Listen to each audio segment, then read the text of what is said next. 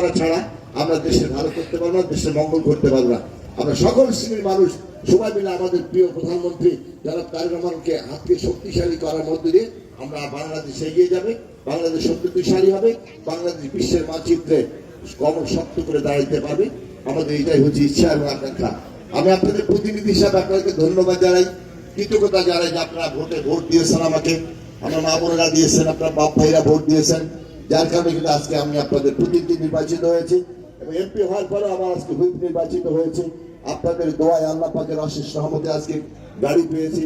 আমার সঙ্গে আমার পুলিশের ভাইরা আমার সঙ্গে আমাকে সার্বক্ষণিক নজরে রাখছে, আমাকে পাহারা দিচ্ছে। আমার কি বলে যে আমার গাড়িতে ফ্ল্যাগ লেগেছে, এটা অনেক বড় সম্মান, অনেক বড় মর্যাদা আমি মনে করি আর কি এটা। কিন্তু আমি যে জায়গায় আছি সেই জায়গায় আছি। অনেকে আছে হিংসা করে, সালাম দিলে সালাম নেয় না। ভোটের আগে তো মিশ্ররা এখনো অনেক আছে হিংসা করে, সালাম দিলে সালাম নেয় না। কেন ভাইয়া, কেন বুঝবে সালাম না দিলেও দোষ, দিলেও দোষ, তাহলে তো অসুবিধা।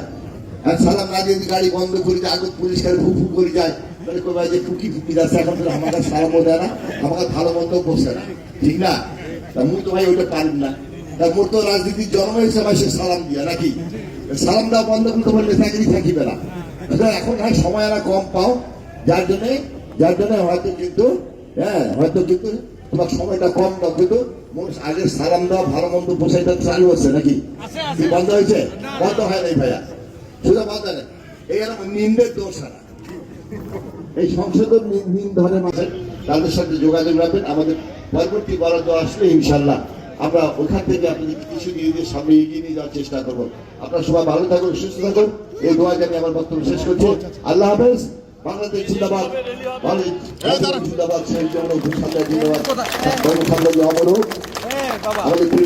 প্রধানমন্ত্রী যারা তারেক রহমান জিন্দাবাদ, আজকের শ্রমিক জিন্দাবাদ।